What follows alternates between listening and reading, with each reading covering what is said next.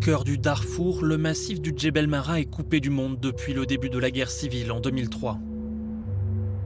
Un conflit sanglant entre le gouvernement arabe de Khartoum et les populations africaines locales qui a fait 300 000 morts et près de 3 millions de déplacés. Cette montagne abrite les derniers rebelles qui résistent à l'armée soudanaise.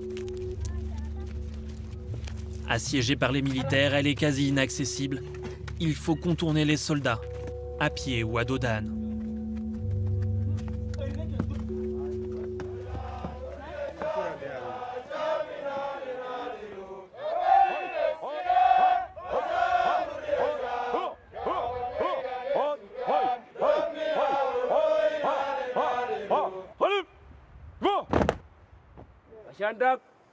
Cet entraînement est très important pour que vous preniez votre sort en main.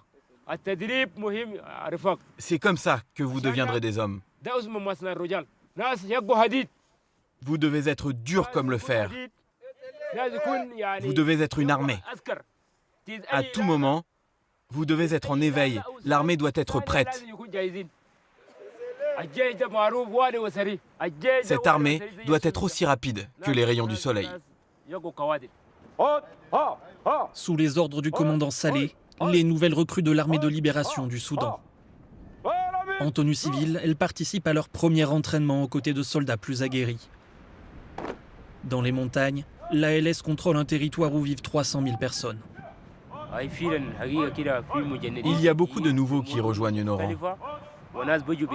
Ils veulent défendre notre terre, combattre l'injustice et viennent ici se former. Le recrutement est d'autant plus facile que de nombreuses femmes souhaitent aujourd'hui s'engager dans la rébellion. Khadija combat depuis 18 ans. À ses débuts, sa présence dans les rangs surprenait.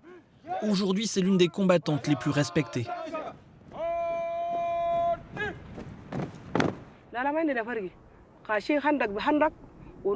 Il n'y a pas de différence entre hommes et femmes quand on fait la guerre. Nous avons tous la même âme. Nous avons souffert de l'injustice dans notre pays, donc nous avons pris les armes. Je ne suis pas la seule, regardez autour de nous. Vous verrez beaucoup de femmes.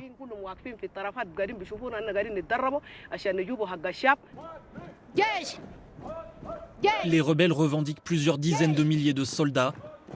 De quoi défendre les montagnes et tenir l'armée soudanaise à distance. Quand je regarde dans la lunette de mon fusil, je peux voir des troupes venir de loin. Et je tire avant qu'elles ne nous attaquent. J'ai tué de nombreux ennemis, au moins 500. Depuis qu'elle a rejoint le Djebel Mara, les combats se sont succédés, faisant de nombreux morts de chaque côté. L'ALS parvient à résister à l'armée soudanaise malgré son infériorité numérique et son manque de matériel. Le groupe ne bénéficie d'aucune aide extérieure, les uniformes sont dépareillés, tous n'ont pas d'armes, chaque équipement est une prise de guerre. L'ALS contrôle malgré tout un territoire de plusieurs milliers de kilomètres carrés, l'équivalent d'un petit département français. Nous allons vers Koulobié. C'est un poste avancé qui défend notre quartier général. Il y a des troupes qui y sont postées en permanence. C'est aussi une position anti-aérienne qui nous protège des bombardements. Les soldats doivent s'identifier pour éviter les tirs de leurs propres snipers.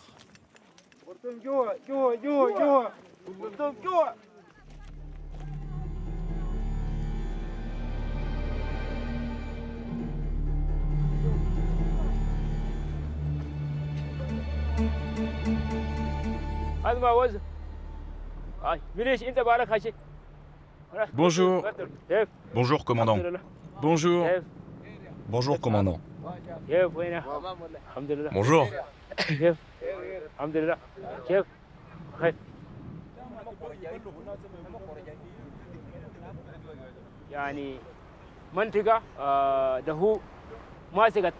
Ces jeunes qui sont ici doivent assurer la sécurité des environs. C'est leur travail de soldat, la mission qui leur a été donnée. Nous avons une mitrailleuse Douchka On l'utilise contre les avions et contre nos ennemis. Nous sommes nés ici, c'est notre terre, et nous nous battrons jusqu'à ce que nous soyons libres.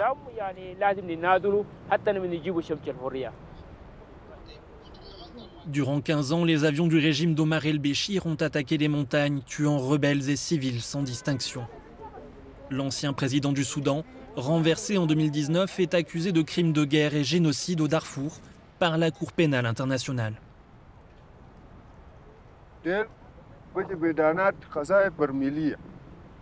Ils nous survolaient et larguaient de très grosses bombes.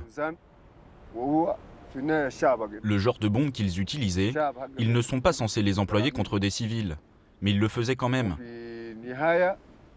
Ils ont détruit tous les villages. Aujourd'hui, les attaques terrestres continuent, mais les bombardements sont suspendus. Le conflit s'est enlisé dans une interminable guerre de position.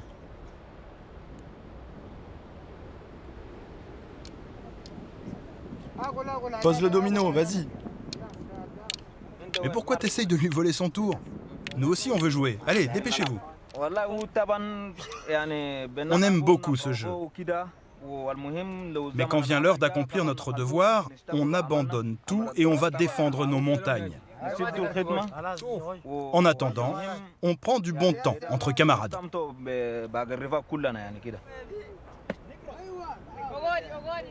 Khadija a tout quitté au début de la guerre civile en 2003. Son village a été détruit par les soldats soudanais, son mari assassiné. Elle a rapidement pris les armes pour défendre son peuple. Je vivais à l'extérieur des montagnes. Au loin, je voyais le Djebel Mara. Je voyais toute la nourriture qui provenait de cet endroit et je rêvais de le visiter. Et puis j'ai appris que le gouvernement l'attaquait sans faire de différence entre les enfants et les adultes, qu'il tuait les Noirs. Alors je suis venue me battre.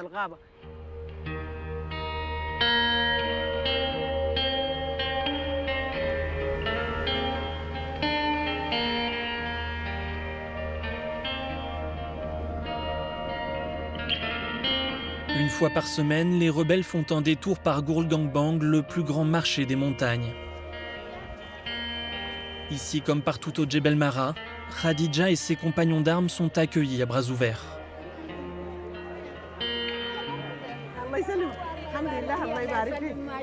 Comment vas-tu? Ça va, ça va. Et toi, comment tu vas? Ça va, grâce à Dieu.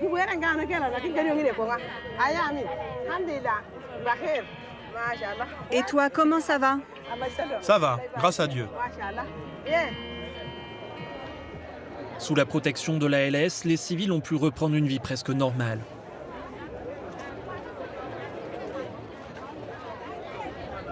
Et ces tomates, elles coûtent combien?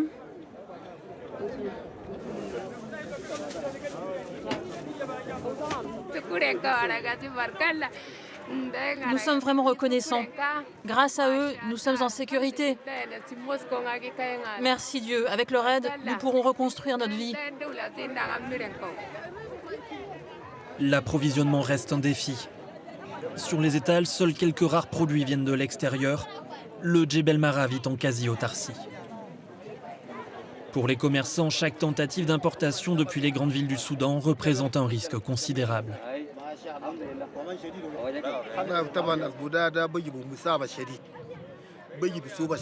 C'est très compliqué de faire venir les marchandises, car le gouvernement ne nous y autorise pas. On met parfois des semaines pour réussir à rassembler une cargaison et l'emmener ici, petit à petit. Le gouvernement ne permet pas aux camions de s'approcher. Les difficultés persistent, mais le quotidien s'est tout de même grandement amélioré. Bien protégés dans les montagnes, les civils sont désormais rarement victimes de violences. Autrefois sous les bombes, le village de Toruntonga s'est peu à peu reconstruit. Il fait office de quartier général des rebelles. Khadija et les autres femmes de l'armée de libération du Soudan y vivent ensemble.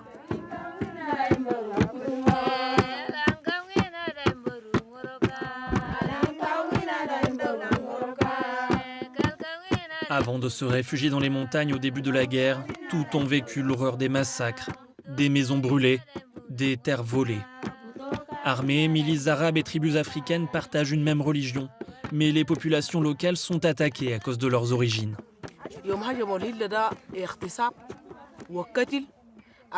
Ils ont détruit nos maisons, ont commencé par violer les femmes, puis ils ont brûlé vivants les enfants et les personnes âgées.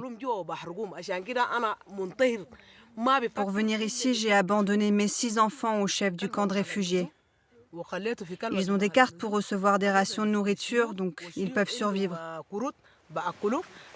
Et s'ils meurent, tant pis. Tant de membres de ma famille sont déjà morts.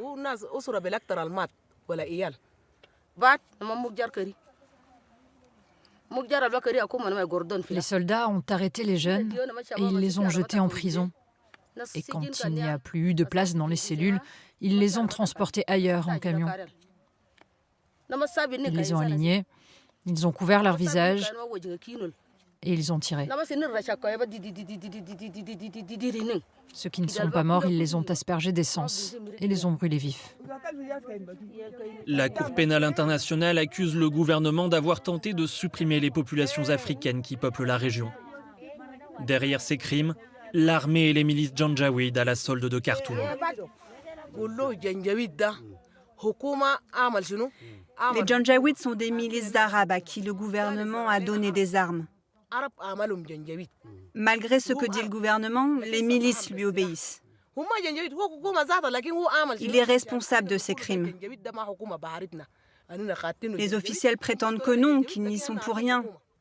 Mais les Janjaweed ont les uniformes de l'armée, les fusils de l'armée, les chaussures de l'armée. Nous ne nous sentirons jamais bien. Nous avons abandonné nos enfants. Tant de membres de nos familles sont morts. Notre terre est envahie. Mais au moins, quand nous sommes entre sœurs, nous nous sentons mieux.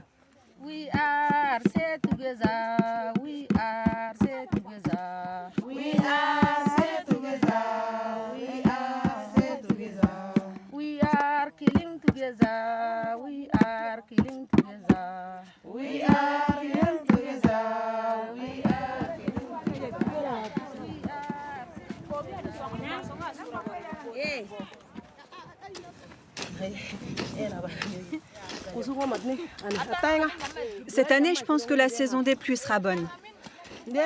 Oui, c'est sûr. Tu as raison. Les militaires sont bénévoles. En échange de leur engagement, les villageois leur prêtent des terres à cultiver. Plante là-bas.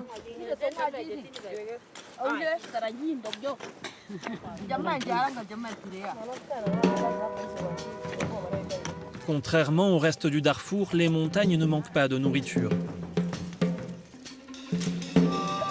Ici, les habitants peuvent vivre en autarcie sans craindre la famine.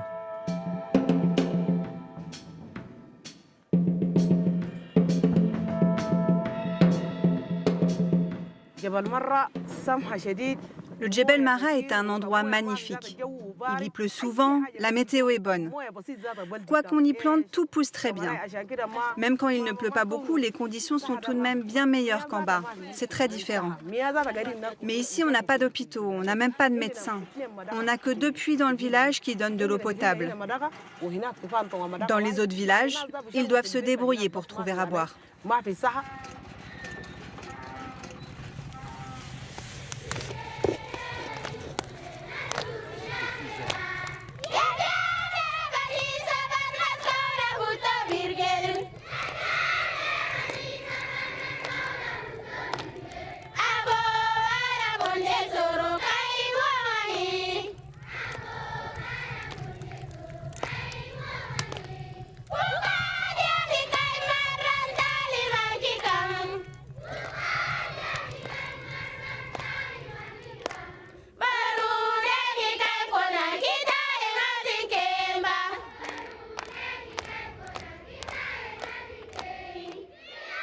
Pour préserver sa communauté, le groupe rebelle mise sur les futures générations.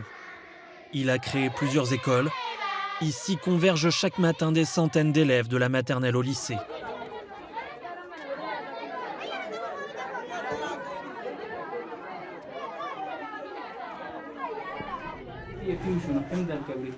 Quand on n'est pas raccordé au réseau électrique, il y a d'autres solutions pour stocker de l'énergie. Ce sont les batteries. Mohamed, le professeur de physique, les encourage à poursuivre leurs études. Bien qu'en zone rebelle, leur cursus scolaire est reconnu par l'État soudanais. Après la terminale, ils pourront tenter de s'inscrire dans les grandes universités du pays. Je voudrais que vous me disiez ce que vous voulez faire plus tard. Qui voudrait faire des études?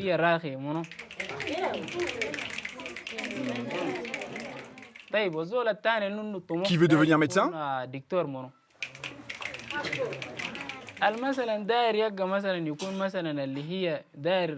Et qui voudrait être officier? Moi.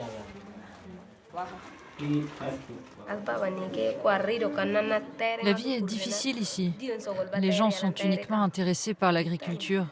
Ils ne pensent pas au futur. On est aussi victime de l'injustice de la guerre, donc personne ne prévoit rien pour l'avenir. C'est dur de vivre ici. Nous les jeunes, on veut sortir du Djebel Mara pour aller étudier et pour découvrir à quoi ressemble le monde.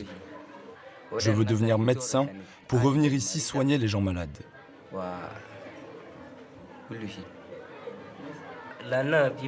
Quand j'aurai terminé mes études, je reviendrai à Torontonga. C'est chez nous ici. Les moyens de l'école sont dérisoires. Sans argent du gouvernement, les paysans doivent se cotiser pour construire les bâtiments et payer les professeurs.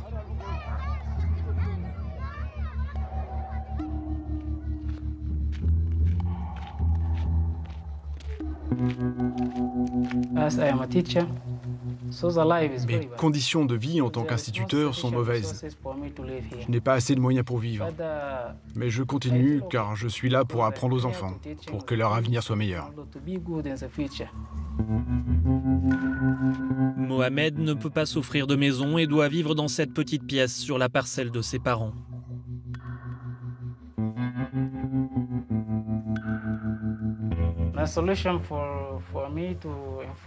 Pour améliorer mon quotidien, je vais parfois travailler dans les fermes. Je récolte des fruits ou des patates et d'autres choses. Cela m'aide un peu.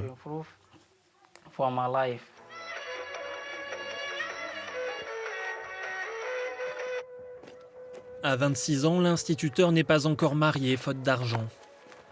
Son temps libre, il le passe à rêver d'autres horizons au bord d'une falaise, seul endroit où il capte un peu de réseau téléphonique. Il y a pas mal de gens qui ont fui les montagnes, donc je discute avec eux. Certains sont au Soudan du Sud, d'autres vivent à Khartoum ou ailleurs au Soudan. Il y en a même qui vivent dans d'autres pays. Sans perspective, il est tentant de partir.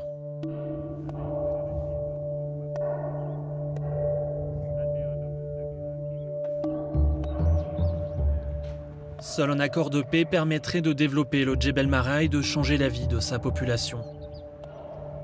Mais pour l'heure, au quartier général, un cessez-le-feu semble difficile à imaginer.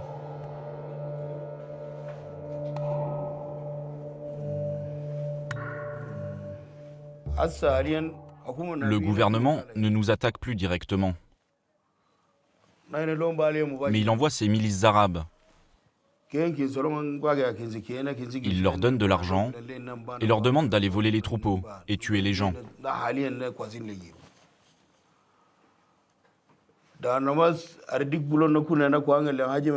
Ils attaquent les villages et volent tout ce que les gens possèdent.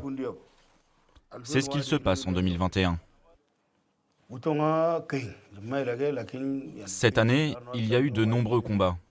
Beaucoup de gens sont morts, comme dans le village de Greda, où on a eu pas mal de pertes.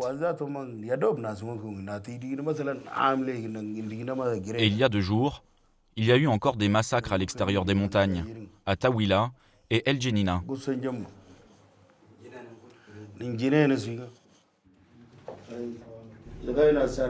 Mohamed, je te donne l'ordre de partir voir ce qu'il se passe au front et de rapporter des informations avant vendredi. Des soldats ont été repérés la veille non loin d'un village situé à plusieurs heures de marche.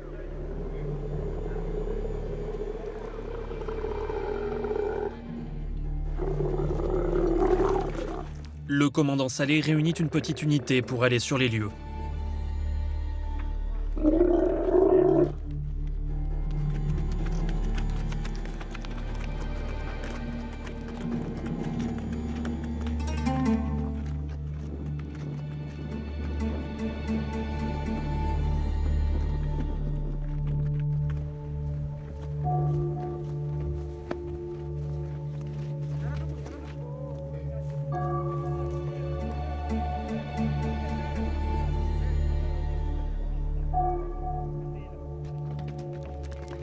La ligne de front n'est plus qu'à quelques centaines de mètres. C'est un endroit qui s'appelle Saboun El Fagour. En 2016 et 2017, le gouvernement l'a complètement détruit. Avant, les gens vivaient là, mais ils ont dû fuir. Maintenant, c'est totalement vide.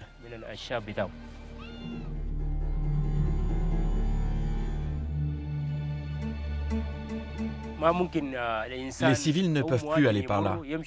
Le gouvernement contrôle la zone. C'est très dangereux. Je viens voir nos positions.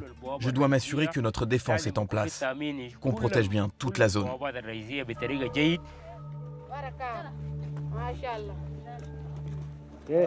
Salut, ça va?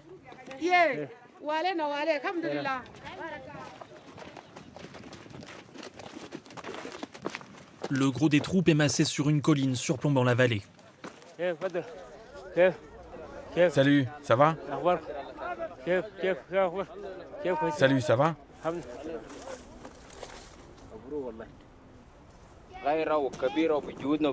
Nous ne quittons jamais cette position. Comme ça, on s'assure que l'ennemi ne peut pas s'approcher. On protège le territoire situé entre ces montagnes là-bas et le village de Saboun El Fagour. Une patrouille est allée par là-bas et a vu des soldats. Donc je viens de renvoyer des hommes pour vérifier que tout va bien du côté de Saboun El Fagour.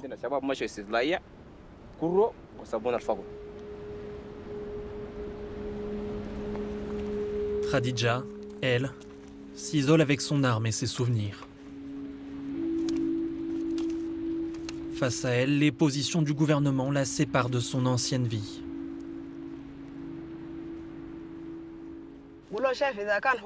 Je regarde si je vois des soldats ou des Janjaweed approcher. Comme ça, je pourrais les éliminer. Quand je tiens mon arme, je ne pense pas à ma famille ou à mon mari. Si je le faisais, je me suiciderais. Ça ne me fait pas plaisir de tuer un ennemi, mais quand je le fais, c'est comme si je faisais revivre l'âme de mon mari et de mes proches. J'essaie de ne pas penser à quel point mes enfants me manquent. Je sais que je ne vais pas pouvoir les voir. Je suis coincée ici. Souvent, je rêve de voyager. Si un jour nous parvenons à vivre en paix, je pourrais aller les voir. Les groupes armés du Darfour ont presque tous signé un cessez-le-feu avec le gouvernement en 2020. Seuls les rebelles du Djebel Mara résistent encore. Ils refusent de traiter avec les responsables des massacres, toujours au pouvoir malgré la chute d'Omar el-Béchir. L'ALS n'a pas d'aspiration indépendantiste, mais exige la fin des violences contre les Darfouris avant toute négociation.